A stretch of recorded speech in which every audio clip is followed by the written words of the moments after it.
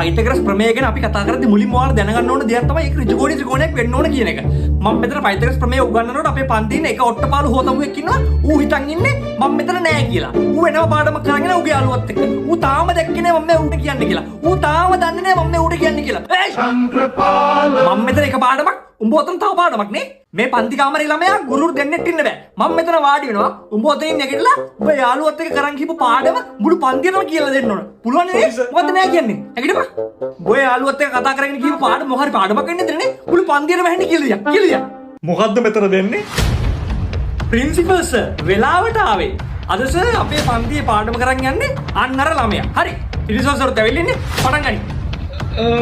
ඉතින් ළමයි මම අද ඔයාලට කියලා දෙන්න යන්නේ ගෙදරදීම ළමෙක් හදාගන්න විදිය ගැන. ඔයාලා දන්නවද ස්ත්‍රී ප්‍රජනක පද මොනවද මේ වෙන්නේ? සර් ඔයාලා මේ වාඩි වෙන්න. සර් කරුණාකරලා මේ කාමරේට එන්න.